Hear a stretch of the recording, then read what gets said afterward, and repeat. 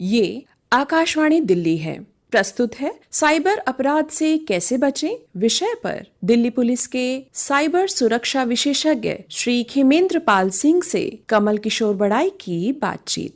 दोस्तों, टेक्नोलॉजी का दौर है। घर बैठे ही कंप्यूटर, मोबाइल फोन पर एक क्लिक से पलक झपकते ही सूचनाओं का आदान प्रदान हो जाता है, मगर इन सब के लिए सावधानी और संयम की भी आवश्यकता होती है। नई टेक्नोलॉजी से जिंदगी जितनी आसान और आरामदायक हो गई है, उतनी ही मुश्किल और टेंशन वाली भी हो गई है। अब सवाल यह है कि इन परेशानियों से कैसे बचें, क्या उपाय हैं, साइबर अपराध से बचाव के लिए कैसी तत्परता दिखाएं। चलिए ये सब जानकारी लेते हैं दिल्ली पुलिस के साइबर विशेषज्ञ खेमेंद्र पाल सिंह जी से। साइबर अपराध में हम किन किन बातों को हम ले सकते हैं? टेक्नोलॉजी का विकास होता है तो उसका यूज और मिसयूज दोनों ही होते हैं। अच्छे लोग इसका इस्तेमाल अच्छे कामों के लिए करते हैं और अपराधी नेचर के अपराध करने के लिए। जी, साइबर क्राइम का फील्ड इतना बड़ा है, गरीब तबके का आदमी भी, मध्यम वर्ग का आदमी भी और समाज का अपर तबका भी इससे पीड़ित है। साइबर क्राइम की श्रेणी में कौन कौन से अपराध आते हैं? साइबर की कैटेगरी में 3 तरह के अपराध होते हैं। फाइनेंशियल फ्रॉड हो जाता है, आपका पैसा चला जाता है। सोशल मीडिया रिलेटेड क्राइम होते हैं, आपकी कोई सोशल साइट पे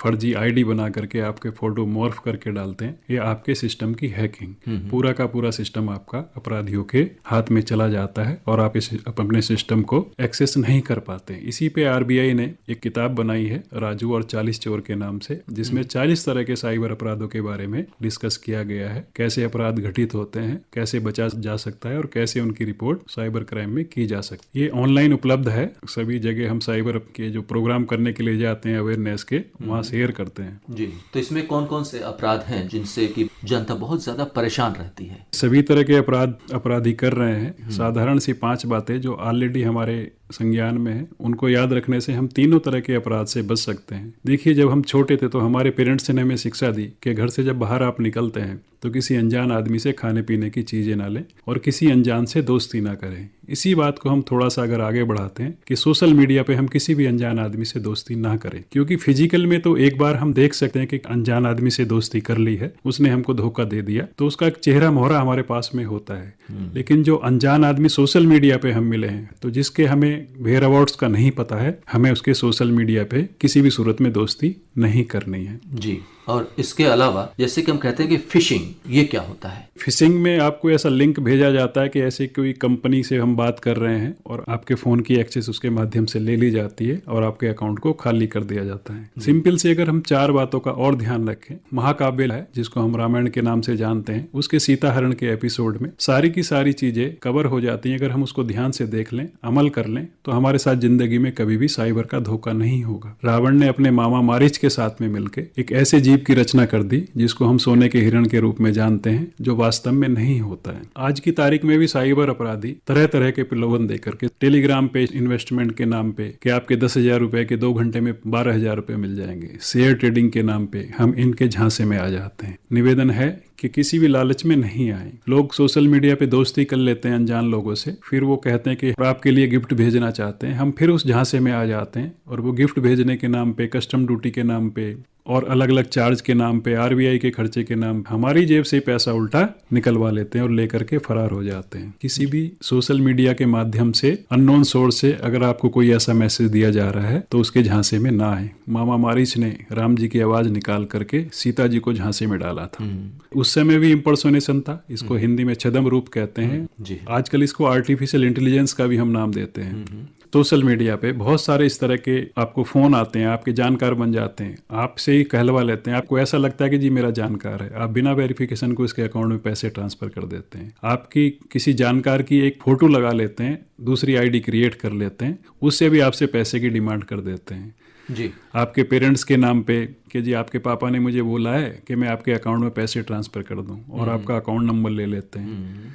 फिर वो आपके साथ गेम खेलते हैं, 1 रुपया ट्रांसफर करिए तो मैं 2 करूंगा, और इस तरह से उसको झांसे में लेकर के उसी के अकाउंट से पैसे वापस ट्रांसफर करा लेते हैं। जी, तो इस तरह के किसी झांसे में आप ना आए। तो अगर इस प्रकार की बातें हो जाती हैं तो सबसे पहले क्या करना चाहिए? भारत सरकार ने पोर्टल बनाया है cybercrime.gov.in और इसका एक हेल्पलाइन नंबर 1930, आप अपनी रिपोर्ट दर्ज करा सकते हैं। पूरे भारत में एक ही नंबर है जी और पूरे भारत की पुलिस सारा बैंकिंग सिस्टम इससे जुड़ा हुआ है। जी जी I4C Indian cyber crime coordination centre Bharat सरकार ने बनाया है, जिसका ऑफिस जयसिंह रोड पर है। ये पूरे भारत के जहां भी साइबर क्राइम की घटना घटित होती है उसको पूरा कोऑर्डिनेट करके सूचनाओं का आदान प्रदान एक जगह से दूसरी जगह ऑनलाइन करते हैं। जी। पोर्टल पे अगर हम कंप्लेंट करना चाहते हैं तो उसके लिए क्या प्रक्रिया है? cybercrime.gov.in को जैसे ही आप खोलेंगे वो आपकी पर्सनल डिटेल आप शेयर मांगेगा, आपका फ़ोन नंबर मांगेगा, आपको OTP शेयर करेगा, क्योंकि वो जानना चाहता है कि कोई गलत आदमी तो रिपोर्ट दर्ज नहीं कर रहा है। आपकी मेल आईडी, आपके जिस अकाउंट से पैसे गए हैं उसकी सारी डिटेल, अपराधी के किस अकाउंट में आपने पैसे ट्रांसफर किए हैं, आपकी ट्रांजैक्शन ID क्या है, आपका अकाउंट नंबर क्या है, कितना पैसा आपका गया है, सारी की सारी डिटेल अलग अलग कॉलम में भरी जाती है। जी। इसकी जो कार्रवाई है ये कितने दिनों में पूरी हो जाती है या फिर कुछ संभावनाएं बनी रहती है? देखिए, केस टू केस डिपेंड करता है। अगर नज़दीक से कोई क्राइम जनरेट हुआ तो जल्दी पकड़ में आ जाते हैं, अगर दूर दराज किसी एरिया से हुआ है तो टाइम लगता है। जी। अगर हम बैंक की बात करें, पैसे के लेन देन की बात होती है, तो क्या बैंक में भी जाके जानकारी ले सकते हैं? बैंक में भी आपको रिपोर्ट इसकी करनी चाहिए, क्योंकि मैसेज भी आता है कि अगर आपने कोई गलती से ट्रांजैक्शन इस तरह की हो गई है तुरंत उसको रिपोर्ट करके अपना ब्लॉक करा दे। बैंक भी उसका प्रयास करता है कि आपका पैसा होल्ड हो जाए।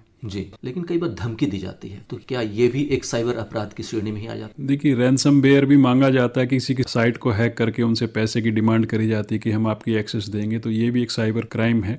रैंसमवेयर इसको नाम दिया गया है। तो जब इस प्रकार की बात होती है तो हमें किस चीज पे ज्यादा ध्यान रखना चाहिए? देखिए, जो हम रामायण की बात कर रहे थे कि लक्ष्मण जी ने एक पासवर्ड बनाया जिसको हम लक्ष्मण रेखा के रूप में जानते हैं। इसमें 15 डिजिट का पासवर्ड है। इस तरह का पासवर्ड अगर हम अपने किसी सोशल मीडिया पे, मेल ID पे रखेंगे तो हमारा सिस्टम है कि नहीं होगा। जी हाँ। मेल ID आपने बनाई है, मेल ID बनाने के बाद आपने पासवर्ड बनाया, इसके बाद 2 स्टेप वेरिफिकेशन का ऑप्शन उसमें डालिए। जैसे ही कोई खोलने का प्रयास करेगा तो आपके फोन में मैसेज आ जाएगा, तो आपकी जो घटना घटित होती है हैक होने की सिस्टम, वो कम हो जाएगी। जो पासवर्ड है कुछ महीनों के बाद में बदल दीजिए। 40-45 दिन के बाद में चेंज कर देना चाहिए पासवर्ड। जी। मेल की बात, तो उसमें भी कई प्रकार के स्पैम आ जाते मेल चेंज नहीं करनी है, आपको पासवर्ड चेंज करना है। स्पैम मेल का आपको मैसेज भी देता है। अननोन मेल को आप ना खोलें जब तक आपको नहीं पता कि ये ओरिजिनल है, सोर्स से आई हुई है, नहीं तो वहां पर भी धोखा होने की संभावना है। तो स्पैम मेल के विषय में हम कोई कंप्लेंट दर्ज करा सकते हैं? इसी पोर्टल पे आप उसका URL के साथ में रिपोर्ट दर्ज हो जाती है। जी हाँ।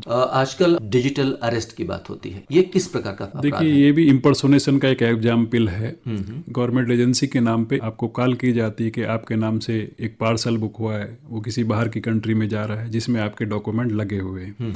उसको टेरराइज किया जाता है कि आपको सजा हो जाएगी। स्काइप ज्वाइन करा करके उसको वीडियो कॉल कराई जाती है, उसको ऐसा ऑफिस बना करके दिखा दिया जाता है कि जैसे ये किसी गवर्नमेंट एजेंसी के अधिकारी हैं। यानी कि ये विजुअली दिखाया जाता है। विजुअली उसको दिखाया जाता है। कुछ लोग टेरराइज हो जाते हैं उस चीज से और अपने अकाउंट से उनके अकाउंट में पैसे ट्रांसफर कर देते हैं। इसी को डिजिटल अरेस्ट कहते हैं। तो डिजिटल अरेस्ट से बचने के लिए क्या करना चाहिए हमें? देखिए, हमें बेसिक सिस्टम को समझना होगा कि अगर कोई पुलिस एजेंसी को कहीं जाना होता है तो जो लोकल पुलिस स्टेशन है उसी के माध्यम से किसी के घर पे किसी को पकड़ने के लिए रेड की जाती है। कहीं मुंबई से या बाहर से किसी को अगर फोन आ रहा है, सीधी सी बात उनसे करिए कि आप लोकल थाने में आ जाइए, वहां से पुलिस लेके हमारे घर पे आइए, जो आपको जांच करनी करिए, और अननोन फोन को इस तरह से आप डिस्कनेक्ट कर दीजिए। तो बाहर की कॉल को आप एंटरटेन ना करें, ये सिंपल बचाव का तरीका है। लेकिन कई बार ये भी देखा जाता है कि जैसे कि किसी को पैसे ट्रांसफर करना है तो UPI कोड भेज दिया जाता है, उसमें नाम भी आ जाता है, तो इसका किस प्रकार से ट्रैक कर सकते हैं? देखिए, ये पोर्टल भारत सरकार ने इसीलिए बनाया है, इस प्रक्रिया को सरल बनाने के लिए। सारा का सारा जो बैंकिंग सिस्टम है इस पोर्टल से जुड़ा हुआ है। ऑनलाइन ट्रांजैक्शन के माध्यम से ही एक बैंक दूसरे में को मैसेज देता है, दूसरे से तीसरे को। जब तक सिस्टम से आपका पैसा नहीं निकल जाता है ये उसको ट्रेल करते रहते हैं और उसको होल्ड कर दिया जाता है। तो सबसे पहले अपने बैंक को, थाने को सूचित करें और कंप्लेंट दर्ज कराएं, तब कहीं जाकर के आप इस साइबर क्राइम से बच सकते हैं। एक लाइन और कहना चाहेंगे, किसी भी अनजान आदमी द्वारा जो आपको लिंक भेजा गया है उस पे कोई भी पेमेंट 2 रुपए या 5 रुपए की ना करें। वो आपको इस तरह की पेमेंट करा करके आपके फोन की एक्सेस आपसे ले ले और आपका अकाउंट खाली कर दे। जी। तो दोस्तों, टेक्नोलॉजी का इस्तेमाल संयम और सावधानी के साथ करना चाहिए। दिल्ली पुलिस के साइबर विशेषज्ञ खेमेंद्र पाल सिंह जी हमारे स्टूडियो में आए और साइबर अपराधों से बचाव कैसे करें के विषय में आपने तमाम जानकारी हमसे साझा की। आपका बहुत बहुत धन्यवाद। अभी आप सुन रहे थे दिल्ली पुलिस के साइबर सुरक्षा विशेषज्ञ खेमेंद्र पाल सिंह से साइबर अपराध से कैसे बचें विषय पर कमल किशोर बड़ाई की बातचीत। इस कार्यक्रम का ये अंक अब यहीं संपन्न होता है। नमस्कार।